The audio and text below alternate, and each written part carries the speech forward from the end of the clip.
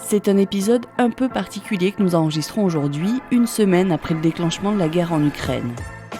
Si des élections présidentielles ont déjà été perturbées par des attentats, par des faits divers, c'est la première fois qu'un événement d'une telle ampleur intervient en pleine campagne. Depuis une semaine, aux craintes et à l'incertitude qui planent s'ajoute un spectre qui survole l'élection présidentielle, celui de Vladimir Poutine. Difficile de nier une complaisance de certains candidats envers le dirigeant russe quand des archives parlent d'elles-mêmes, mais quel peut être l'effet de ces relations ambiguës sur la campagne ? Éric Zemmour, Marine Le Pen et Jean-Luc Mélenchon peuvent-ils s'en relever ? Les fréquentations douteuses reviennent-elles forcément comme un boomerang à la tête des hommes politiques ? Et une fois au pouvoir, est-il possible de ne pas fréquenter les infréquentables ? C'est ce que nous allons voir dans ce nouvel épisode du Polcast, le podcast politique de la rédaction Sud-Ouest. Je suis Maude Rieux et je suis avec Jefferson Desport, journaliste politique. Bonjour Jefferson. Bonjour Maude. Et Bruno Dive, éditorialiste. Bonjour Bruno. Bonjour Maude. Entrons directement dans le thème avec cet extrait d'une interview d'Éric Zemmour. Il était le 28 février sur RTL et là, il parle évidemment de Vladimir Poutine. C'est le peuple russe qui décide. Donc, je dirais que c'est un démocrate. Je dirais que c'est un démocrate autoritaire. Moi, je vous répète ce que j'ai dit. Démocrate autoritaire, oui. Ça veut rien dire. Ah, ça veut tout dire. Ah, rien. Absolument tout. Non. Ah si. Ça veut dire qu'il est démocrate, il est élu par le peuple. Enfin, il n'est pas, c'est pas le peuple n'a pas voté contre lui. Autoritaire, ça veut dire qu'il utilise des méthodes que nous n'utiliserons pas. Il utilise donc le terme de démocrate autoritaire. Bruno, ce terme a fait un tollé. C'est peu de le dire ? Oui, évidemment, c'est ce qu'on appelle une apocope, c'est-à-dire qu'on accole deux termes antagonistes. Donc, on voit bien que Éric Zemmour cherche, comme tous ses comparses en poutinophilie, à se démarquer de Poutine, mais qu'il a quand même, lui, beaucoup plus de mal que les autres à faire oublier sa fascination. Et donc, démocrate, il joue sur les mots, évidemment. Il y a des élections en Russie. Il oublie de préciser que son principal opposant, Navalny, est en prison au fin fond de la Sibérie, qu'un autre opposant, Boris Nemtsov, a été assassiné dans des conditions plutôt obscures devant le Kremlin il y a 7 ans, et un certain nombre d'opposants sont en prison, là, sans parler de ceux qui ont été empoisonnés, sans parler des manifestants, et on le voit encore tous les jours, qui sont arrêtés par la police parce qu'ils manifestent contre la guerre en Ukraine. Donc, mais ça, Éric Zemmour oublie d'en parler. Il ne retient que la parodie de démocratie à laquelle se livre Vladimir Poutine. Jefferson ? Oui, c'est vrai, Bruno a raison de le rappeler. Oui, il y a des élections en Russie, mais quel crédit leur accorder quand Vladimir Poutine récupère le pouvoir, maintient le pouvoir et le garde depuis 22 ans. Et Bruno a tout à fait raison de rappeler, il faudrait poser la question à Navalny de savoir ce qu'il pense de cette expression de démocrate autoritaire. Je pense que ça le ferait bondir et c'est normal. Donc on voit bien là toute l'ambiguïté de Zemmour, mais au fond c'est une ambiguïté qui s'effondre sur elle-même. C'est un pro-Poutine, c'est un fait. Depuis une semaine, de toute façon, plusieurs archives d'Éric Zemmour sont sorties dans lesquelles il parle de Vladimir Poutine avec beaucoup de complaisance, voire même d'admiration. On en a sélectionné 2. La première date de juin 2021, dans laquelle il parle des relations entre la Russie et les États-Unis. La seconde date de septembre 2018. Donc il faut arrêter de faire de Poutine l'agresseur. C'est Poutine l'agressé. Je dirais que Poutine ressemble beaucoup, il aurait pu être français. Vous voyez ce que je veux dire ? C'est-à-dire que oui, c'est-à-dire qu'il prend un pays qui a été un empire, qui a été une grande puissance et qui est un empire en déclin et il essaye de le redresser. Vous voyez, on a connu ça après 1815. Vous rêvez d'un Poutine français ? Oui, j'en rêverais, oui. Éric Zemmour a pourtant officiellement condamné sans réserve l'intervention russe en Ukraine. Mais cette fascination historique envers Poutine, est-ce que ça peut vraiment lui coûter cher dans cette élection présidentielle ? Oui, ça peut lui coûter cher parce que on le voit d'abord dans les premiers sondages qui ont été effectués cette semaine depuis l'invasion de l'Ukraine. C'est lui qui prend le plus cher, hein, c'est lui qui baisse le plus, contrairement à Marine Le Pen. Et parce que elle a fait des déclarations peut-être plus anciennes ou plus prudentes. On a les déclarations, on les écoutera ensuite, oui. Mais on y reviendra tout à l'heure. Ils sont pas non plus exempts de tout reproche, loin de là. Mais Zemmour, c'est lui qui prend le plus. Et pourquoi ? Peut-être parce que ce sont des voix. Zemmour, il prend un peu à la fois à l'extrême droite, mais aussi un peu à la droite républicaine. Alors, il faudra analyser ça de près. Mais il y a peut-être des électeurs qui étaient tentés par la droite, qui l'avaient détourné de la droite républicaine, qui se détournent maintenant d'Éric Zemmour. Cela dit, on voit que Valérie Pécresse n'en profite pas non plus dans les sondages. Donc c'est quelque chose qui peut lui coûter. En effet, je pense que c'est presque la catastrophe industrielle pour lui, cette invasion de l'Ukraine par Poutine. Bon, pour être tout à fait honnête, il faut rappeler que toutes ces déclarations qu'on vient d'entendre, il y en a beaucoup d'autres, elles ont été prononcées quand il n'était pas ni candidat ni homme politique, mais simple polémiste ou journaliste. C'était à CNews, il y a une déclaration à CNews, et l'autre il y a 3 ans devant le journal L'Opinion. Mais il les a prononcées, ça correspond à quelque chose qu'il pense profondément, et il n'est pas le seul, on va y revenir, il n'est pas le seul à avoir exprimé cette véritable fascination pour Vladimir Poutine qui a imprégné pendant longtemps une grande partie de la classe politique et journalistique française. Alors je vais rebondir sur ce que dit Bruno, mais ces archives, elles montrent quelque chose, c'est ce qu'on pourrait appeler la mémoire médiatique. Il n'y a pas d'oubli quand on est dans la sphère publique. Et c'est terrible parce que là, pour le coup, c'est le boomerang. Bruno parlait d'accident industriel, on est clairement là-dessus parce que ce que dit Éric Zemmour, ça traduit aussi sa conception et sa définition de la démocratie. Démocrate autoritaire, c'est précisément comme ça qu'il s'envisage. Mais ce n'est pas une démocratie ouverte, finalement, où chacun a sa place, c'est pas du tout ça. Et tous ces thèmes de campagne montrent toujours une cible, il faut toujours désigner quelqu'un, c'est en priorité les immigrés, bien entendu, vous le connaissez. Donc, pour lui, oui, ça peut lui coûter très cher parce qu'on est en train de prendre conscience de ce que ça veut dire que d'admirer, d'avoir de la fascination pour un homme autoritaire. Ça vous renvoie vous-même à votre propre conception de la vie politique et ça fait, au fond, depuis qu'on a commencé cette série de podcasts, Maud et Bruno, on cherche le facteur X. En 2017, ça a été le Penelope Gate. Et là, on voyait rien émerger, si ce n'est, on était dans le front du Covid, donc ça démarrait par, etc. Là, la guerre en Ukraine, c'est peut-être le facteur X de l'élection présidentielle de 2022. Facteur X parce que on va exhumer des déclarations. On va voir qui pense quoi sur un sujet fondamental qui s'appelle la démocratie et qui dépasse les mesures techniques du pouvoir d'achat, de l'éducation, de la santé. On vient revenir à une vision un peu plus globale, un peu plus haute, un peu plus grande de ce que c'est que la politique. Du coup, quand il condamne l'intervention, c'est qu'il n'a pas le choix ? Oui, je pense. C'est parce que ça devient très difficile. C'est quand même très difficile à soutenir, même quand on admire Poutine ou quand on se veut ami de la Russie. C'est tout de même, c'est tellement violent. Peut-être, mais ça, j'extrapole. Hein. Peut-être que si Poutine s'était contenté de pousser un peu ses pions au Donbass, il n'aurait pas condamné autant, ni les autres d'ailleurs. Mais donc là, c'était difficile de faire autrement. Cela dit, on voit quand même qu'il y a toujours des circonstances atténuantes. On le voit dans le discours que Mélenchon a prononcé à l'Assemblée nationale ce mardi, et on le voit dans cette déclaration d'Éric Zemmour. Jean-Luc Mélenchon, justement, c'est comme Marine Le Pen, ils ont eu tous les deux des mots aussi admiratifs envers Poutine ces dernières années. On a justement sélectionné un montage de différentes déclarations de Marine Le Pen. On va l'écouter tout de suite. Bien sûr que nous souhaitons la victoire de Vladimir Poutine. J'ai de l'admiration pour Vladimir Poutine parce qu'il a réussi à mettre au pas les oligarques. Il a émergé un nouveau monde dans ces dernières années. C'est le monde de Vladimir Poutine. Bruno, vous en parliez tout à l'heure, Marine Le Pen et Jean-Luc Mélenchon, finalement, sont plus épargnés que Éric Zemmour, alors qu'ils ont eu des déclarations plus ou moins équivalentes. Ça tient à quoi, cette différence de traitement de Jefferson ? Alors, c'est un cas très particulier, Marine Le Pen, parce que là encore, ça se vérifie. Marine Le Pen a traversé toutes les tempêtes, les scandales financiers, des défaites électorales, notamment celle de 2017, avec un débat de l'entre-deux tours catastrophique, où elle est clairement pas à niveau face à Emmanuel Macron. On lui prédit une rentrée 2017 vraiment sombre. Effectivement, elle a un gros coup d'arrêt, et elle réussit à se refaire. Et au fond, Marine Le Pen, quelles que soient les polémiques, quelles que soient ses petites phrases, quelles que soient ses ratés, quelles que soient ses faiblesses, son électorat, à lui, semble imperturbable. Il est toujours au rendez-vous. Alors, il y a toujours la question du plafond de verre, elle ne le dépasse toujours pas, mais néanmoins, cet électorat-là, il ne lui en veut pas. En gros, elle pourrait dire presque n'importe quoi, son électorat sera toujours présent. C'est pas suffisant, mais dans la compétition qui l'anime, notamment avec Éric Zemmour, c'est fondamental, parce que on a la sensation que l'électorat, que Éric Zemmour doit rendre des comptes à son électorat, doit se dépatouiller de ces petites phrases, quand Marine Le Pen traverse ça très tranquillement, avec l'expérience, on va dire, des vieilles troupes.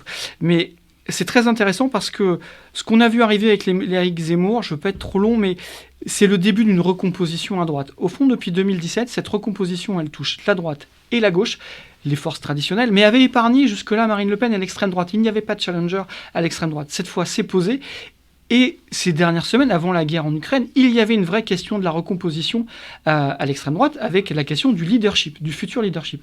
Marine Le Pen, à ce stade, est en train de reprendre la main et montre un tout petit peu son épaisseur et son ancrage dans la société. C'est presque une aubaine, Bruno, pour Marine Le Pen ? Alors je sais pas, les déclarations qu'on vient d'entendre quand même sont accablantes. C'est quand même terrible. Alors moi j'attribue pourquoi Marine Le Pen s'en sort pour l'instant mieux dans les sondages. Il faut être très prudent, mais il y a au moins deux facteurs, deux explications. La première, c'est que son électorat n'est pas gêné par sa poutinophilie. Il y a toujours dans l'électorat lepéniste, juste depuis le père Jean-Marie Le Pen, cette fascination pour l'homme autoritaire, pour le personnage, l'homme fort. Souvenons-nous de Jean-Marie Le Pen qui avait jeté son dévolu dans les années 90, c'était du temps d'Eltsine, sur l'homme fort de l'époque qui s'appelait Vladimir Jirinovski, dont on redoutait à l'époque il avait remporté de bons succès électoraux et on redoutait qu'il prenne le pouvoir en Russie et qu'il y ait un nouvel homme fort, une espèce de dictateur en Russie. Enfin, c'était une sorte de pré-Poutine finalement. Et Le Pen, il s'affichait avec ce Jirinovski. Donc il y a une vieille tradition d'affiliation avec le régime l'autoritarisme russe.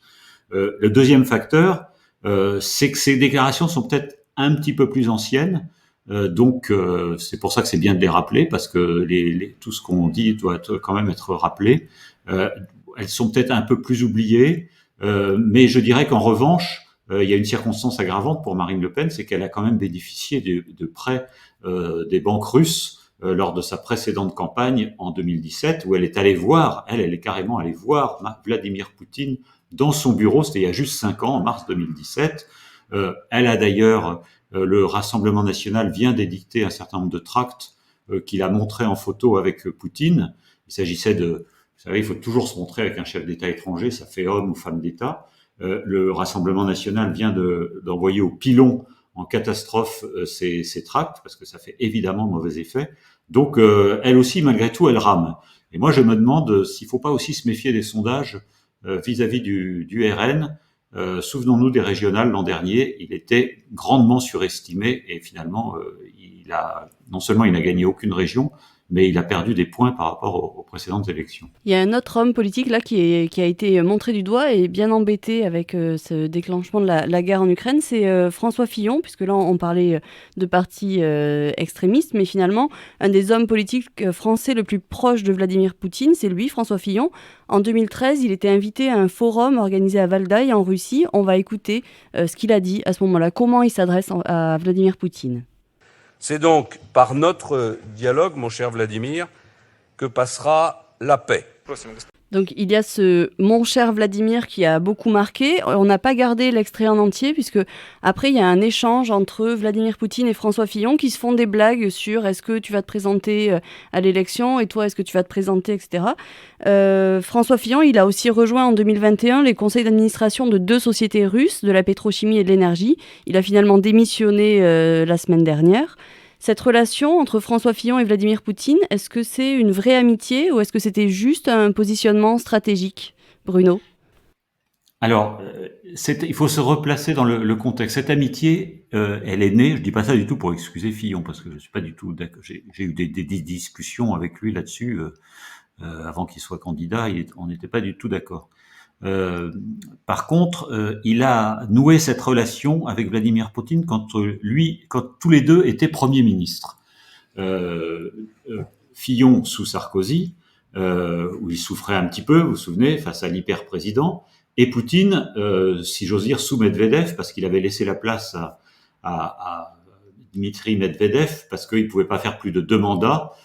Et comme c'est un grand démocrate, il avait respecté la Constitution avant de la changer ensuite, et donc il avait laissé, mais il avait tout le pouvoir. Il était Premier ministre et ensuite il est revenu à la présidence. Et donc, en tant que Premier ministre, dans ces années 2008-2012, ils ont noué des relations assez suivies. Fillon était content de voyager. Et donc il a reçu, je me souviens d'avoir vu Poutine reçu à Matignon quand j'étais à une conférence de presse quand Fillon était Premier ministre. Et les relations datent de là. Il y a eu ensuite je pense une fascination qui s'est exercée, qui n'est pas seulement une fascination humaine hein, du personnage de Fillon pour le personnage Poutine. Je pense que cette fascination existe, mais qui est aussi une espèce de produit d'une analyse géopolitique. C'est, vous savez, Fillon se veut aussi l'héritier du gaullisme, et c'est toujours ce tropisme gaulliste qui consiste à dire qu'il faut avoir de bonnes relations avec les Russes. Ce qui est vrai, c'est mieux d'en avoir de bonnes, mais il faut savoir ne pas aller trop loin. Et Fillon s'inscrivait dans cette démarche, mais ensuite il est allé vraiment très très loin en acceptant, les discussions que j'avais avec Fillon où il défendait vraiment mordicus Poutine, mais ça c'était en privé, c'était en 2015-2016 avant sa campagne, et c'était après l'annexion de la Crimée, mais il continuait à justifier les actes de Poutine. Et bon, c'est l'actualité récente, je vous la rappelle pas, c'est ces deux entrées dans deux conseils d'administration d'oligarques russes. Et il en a démissionné dimanche avec une tribune qui est sortie de son contexte, qui est tout à fait correcte, il n'y a rien à en dire. Sauf que 3 jours plus tôt, il justifiait encore l'agression de l'Ukraine en expliquant que si l'OTAN, toujours le même discours, si l'OTAN n'avait pas proposé à l'Ukraine d'adhérer, ou le contraire, l'Ukraine n'avait pas voulu adhérer à l'OTAN, on n'en serait pas là. Donc jusqu'au bout, il y a eu quand même la tentative de justification. Et Jefferson, est-ce que cette amitié entre François Fillon et Vladimir Poutine peut nuire dans la campagne à Valérie Pécresse, même si au final, elle n'a rien à voir là-dedans? C'est la question qu'on peut se poser. Pour l'instant, Valérie Pécresse était en difficulté dans les sondages. Elle n'apparaît plus en capacité de se qualifier pour le second tour. On est encore à 1 mois et demi du premier tour, donc les choses peuvent encore changer. Ça vient ajouter un peu plus de trouble dans une campagne qui patine. Au fond, vous l'avez dit, il faut faire une vraie distinction entre François Fillon, qui n'est plus du tout aux affaires, qui est un ancien Premier ministre, qui a quitté la vie politique, qui est donc libre de prendre les engagements qu'il veut, de rentrer dans les conseils d'administration qu'il veut, d'avoir les relations qu'il veut avec les pays qu'il veut. Ça ne pose aucune difficulté. Après, on va se placer sur le terrain de la morale, et c'est encore autre chose. François Fillon a démissionné parce que il s'est mis tout seul en difficulté avec les propos que rappelait Bruno à l'instant, où il reprenait l'argumentaire de Poutine, ce qui était quand même assez surréaliste de la part d'un ancien Premier ministre qui est censé quand même être au courant des choses, et notamment des subtilités internationales et de la psychologie russe. Mais maintenant, pour Valérie Pécresse, ça vient pas l'aider.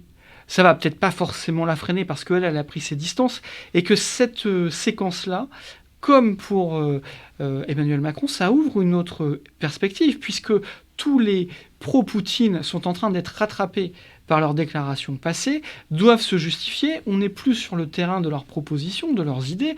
Donc le champ du débat, on a fait un pas de côté, là on n'est plus sur le programme. Ils ne peuvent plus mettre en avant leurs propositions, leur vision de la France. Ils sont obligés de se justifier. Donc là, pour le coup, Valérie Pécresse a une fenêtre de tir pour riposter et montrer toute sa différence et avancer. Elle est un peu plus épargnée sur ce point-là. Maintenant, ça ne vient pas aider, ça vient ajouter un peu plus de trouble à la droite parce que François Fillon a quand même été le candidat de 2017.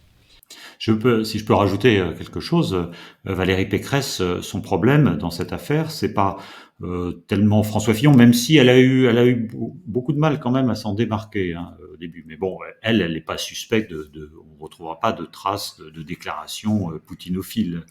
Elle n'est pas suspecte de ça, même si elle était jeune stagiaire en Russie autrefois. Par contre, son problème, c'est ce qu'on appelle l'effet drapeau aux États-Unis, c'est-à-dire la légitimité renforcée d'Emmanuel Macron et le fait qu'un certain nombre d'électeurs, justement, qui pourraient avoir voulu voter Valérie Pécresse ou de l'autre côté Yannick Jadot ou la gauche modérée, et la droite modérée aussi, vont être tentés de se dire c'est pas le moment de changer de président. Et donc c'est ça sa difficulté aujourd'hui à Valérie Pécresse, et on le voit déjà, et c'est sans doute pour ça qu'elle ne se relève pas, mais au contraire continue à reculer dans les sondages. Et on voit, par exemple, il y a 2 déclarations d'anciens premiers ministres prononcées ce mercredi l'un de gauche, Manuel Valls, l'un de droite, Jean-Pierre Raffarin, ils disent tous les deux la même chose. Emmanuel Macron a été digne de la fonction et ce n'est pas le moment de changer de président en période non seulement de crise mais de guerre. On va à nouveau changer de bord politique. Je vais revenir sur le cas de Jean-Luc Mélenchon. Je l'ai rapidement abordé tout à l'heure. J'ai donc parlé de son admiration, lui aussi, pour Vladimir Poutine. Mais il a une autre figure politique controversée qu'il a longtemps admirée, qu'il admire toujours. C'est Hugo Chavez, président du Venezuela, de 1999 à 2013, jusqu'à sa mort en 2013.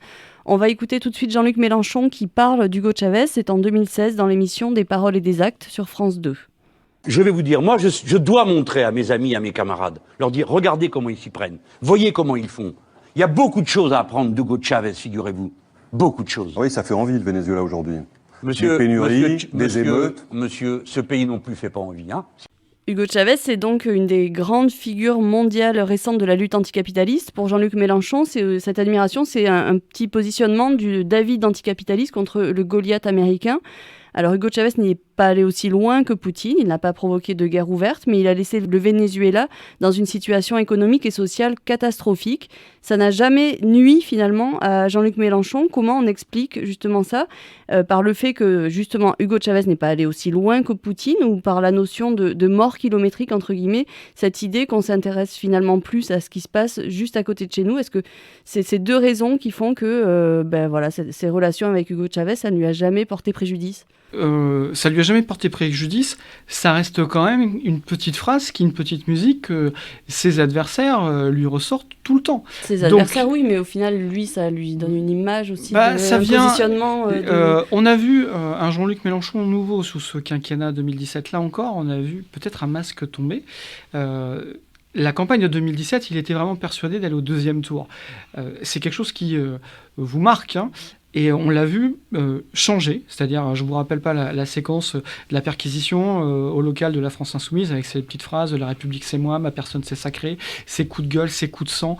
Tout ce quinquennat a été marqué par des prises de position extrêmement fortes, parfois qui ont franchi la ligne rouge dans l'expression notamment. Ça lui a valu un procès au tribunal de Bobigny, moi je l'avais couvert. Donc Mélenchon s'est révélé sous un autre jour beaucoup plus dur, beaucoup plus irritable et difficilement présidentiable. Donc Bruno parlait tout à l'heure de l'effet drapeau parce que ça vous présidentialise, parce que les crises vous amènent là-dessus. Les petites phrases, les colères, les coups de sang, ça ne vous présidentialise pas. Et je fais le lien avec cette admiration pour Chavez, parce que si tous ses adversaires lui disent, ben voilà, les personnes qui sont vos référents, voilà des gens qui n'ont pas forcément brillé, qui n'ont pas du tout brillé dans leur gestion politique des choses. Et si on rajoute après avec la prévention à l'égard de Poutine, ça fait beaucoup. Et dans un contexte où on est en train, je vous le disais tout à l'heure, la question politique va prendre à mon avis un peu plus de hauteur parce qu'on va reparler de choses très simples qui sont la démocratie, la liberté, ce qu'on peut protéger et comment on le fait.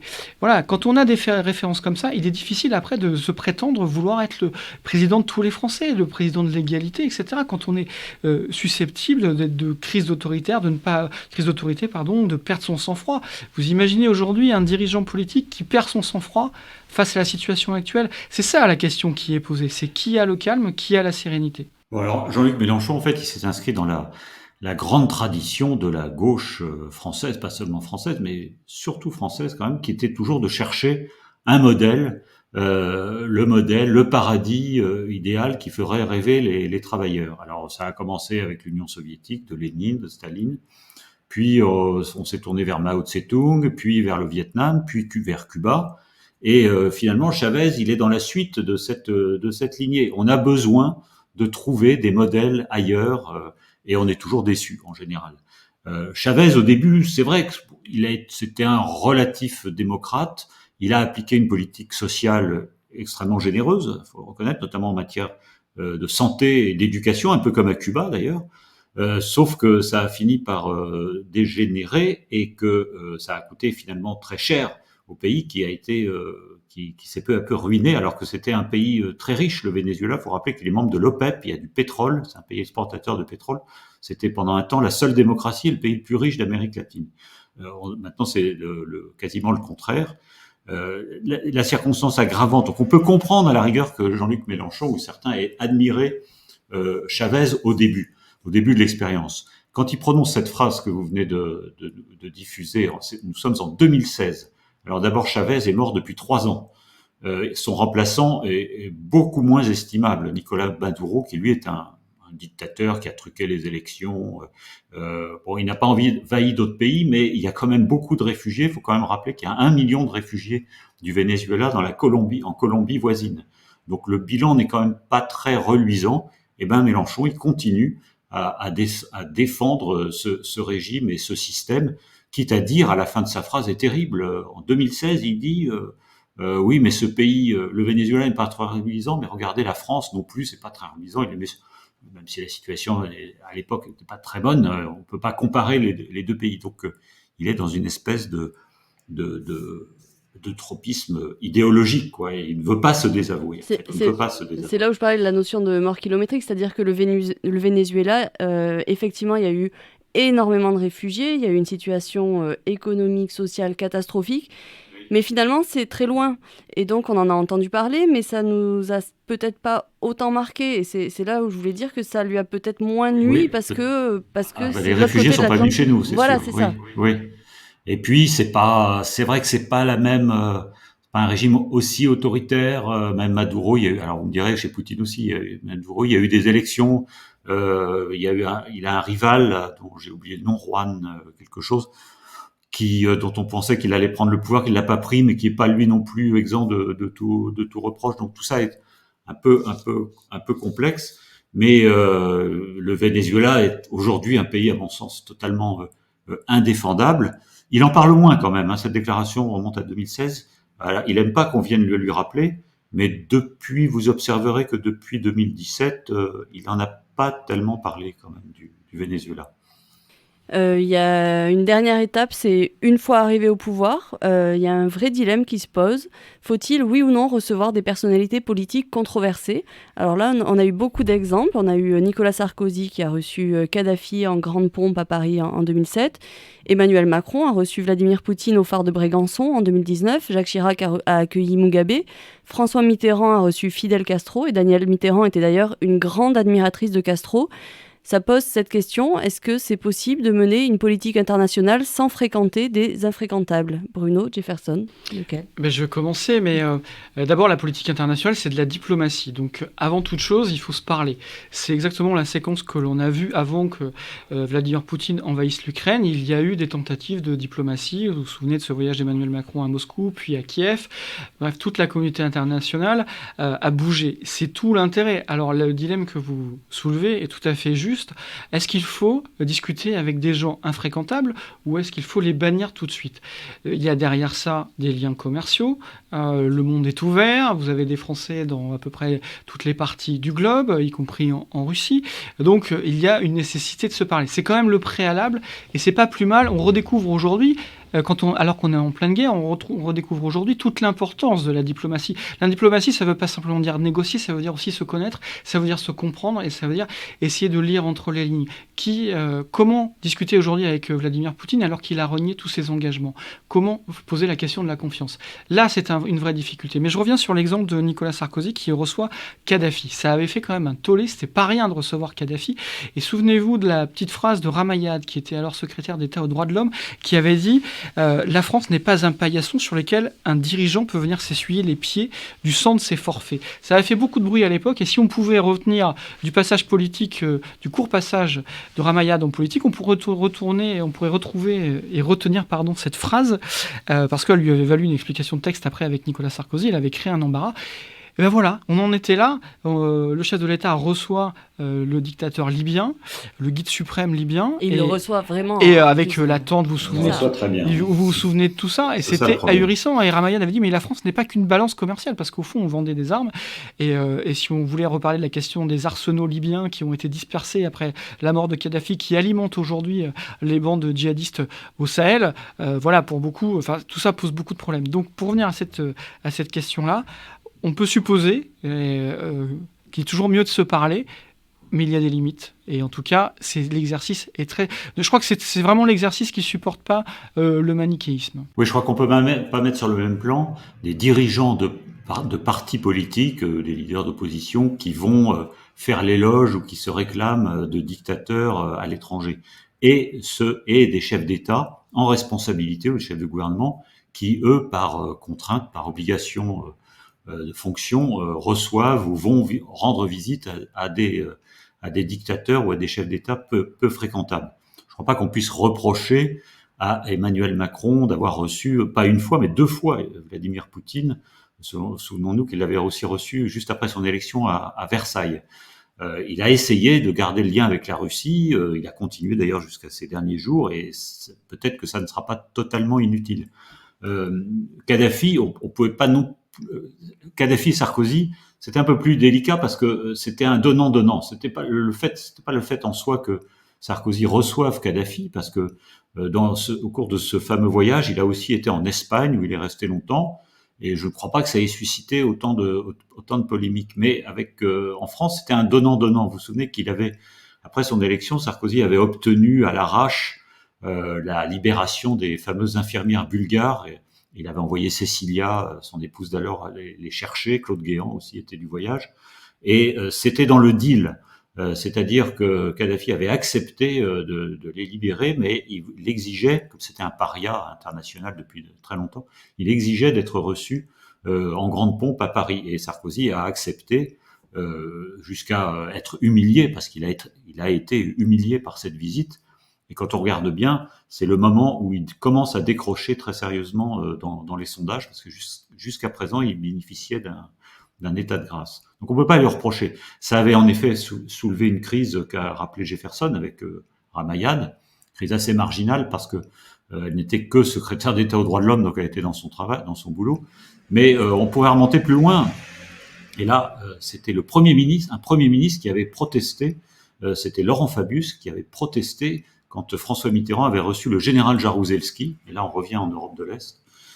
Après le coup d'État en Pologne, Laurent Fabius, jeune Premier ministre de la France, comme disait Mitterrand, avait exprimé son trouble en pleine séance de questions d'actualité à l'Assemblée nationale. Et là, je peux vous dire que ça avait fait du trouble dans l'actualité politique, y compris chez les socialistes. Mais cela dit, est-ce qu'on peut reprocher ça? C'était choquant en soi que Mitterrand reçoive Jaruzelski. Est-ce qu'avec le recul, on peut lui reprocher? Il voulait comprendre, il voulait savoir ce qui s'était passé. Et quand on sait que 3-4 ans plus tard, Jaruzelski a cédé le pouvoir, a négocié avec Solidarité, on ne sait pas encore ce qui s'est dit tout à fait. Peut-être que cette visite, finalement, n'était pas totalement inutile. Bon, vous avez ramené le débat vers l'Europe de l'Est, qui me permet de vous poser une dernière question pour conclure avec un retour en Ukraine. Donc, cette guerre qui a commencé il y a une semaine, est-ce qu'elle a enterré la présidentielle française ? Je ne sais pas du tout. Moi, en tout cas, le défi, c'est de faire une campagne présidentielle dans ce contexte-là.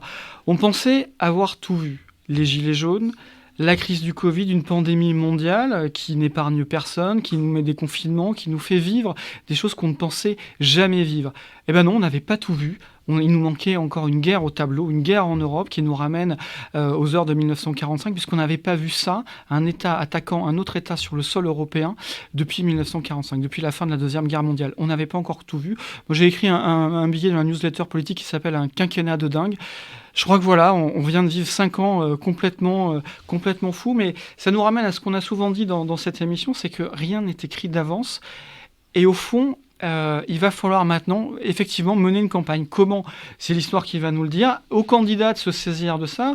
Pas plus tard qu'hier soir, j'étais au meeting de Fabien Roussel, le candidat communiste, à Bordeaux. Le week-end, 2 jours avant, je suivais Anne Hidalgo. La campagne se poursuit, les idées arrivent, et bien entendu, ce qui est intéressant, c'est qu'il y a un nouveau thème qui est arrivé dans la campagne, c'est celui de la défense. Jusque-là, c'est une figure imposée, on en parle en catimini, ça fait partie d'une ligne dans le programme, on dit voilà, je vais faire ci. Non, la défense, ça va devenir peut-être un des enjeux de cette campagne présidentielle. Est-ce qu'on veut, oui ou non, rester une puissance nucléaire avec la dissuasion nucléaire? Est-ce qu'on veut faire les investissements pour ? Est-ce qu'on est pour avoir une armée professionnelle avec des moyens, avec des avions de chasse, avec de la cavalerie, avec une marine nationale, voilà, avec cette notion de la défense. Jusque-là, je vous l'ai dit, c'était un peu un parent pauvre des campagnes. Aujourd'hui, le sujet, il est sur la table et on voit des écologistes se positionner là-dessus. On voit Anne Hidalgo qui a dit « je suis pour une défense européenne, il faut qu'on avance là-dessus, etc. » Et cette crise est en train de peut-être de recréer l'Union européenne, en tout cas de ressouder l'Europe, peut-être de ressusciter l'OTAN en même temps.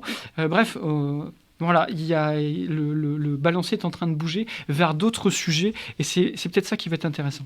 Bruno, un mot pour conclure peut-être ? Oui, c'est vrai, les thèmes changent. Ça, Jefferson l'a très bien souligné. Je pense peut-être que la campagne, il y a toujours une campagne quand même quelque part. Il va y avoir une campagne, sauf qu'elle change de nature. C'est-à-dire qu'au lieu de parler des projets dans les détails, sauf peut-être pour la défense ou l'Europe, on va surtout parler des hommes et des femmes. C'est une campagne dans cette crise grave. Cette crise sert de révélateur. Et là, on revient au début de notre propos. Je suis un peu manichéen, mais est-ce que vous voulez lire quelqu'un qui s'est compromis à ce point ou qui exprime sa fascination pour un dictateur qui agresse les pays voisins ou pas? Donc ça va être c'est un vrai sujet quand même. Et je pense que ça fait réfléchir les gens, les électeurs. D'autre part, qui est en situation d'appuyer sur le bouton, s'il le faut, le fameux bouton nucléaire, puisqu'on reparle malheureusement de cette menace, qui est en situation d'exercer la fonction de commandant en chef, de chef des armées, qui est celle du président de la République. Donc je pense l'élection présidentielle était déjà très personnelle. On élisait encore plus cette fois-ci, on va élire un homme ou une femme.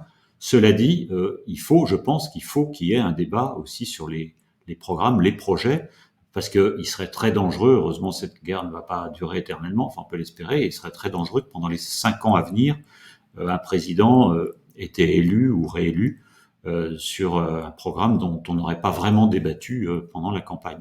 Il y aura là une question de légitimité qui s'était déjà un peu posée pour Emmanuel Macron dans ce quinquennat actuel et qui se poserait encore plus fort s'il était réélu. Bien écoutez, merci beaucoup Bruno et Jefferson et merci aussi à vous auditeurs pour votre écoute. Si vous avez aimé cet épisode, n'hésitez pas à nous le dire et à le partager autour de vous. Vos retours et suggestions nous sont toujours très précieux.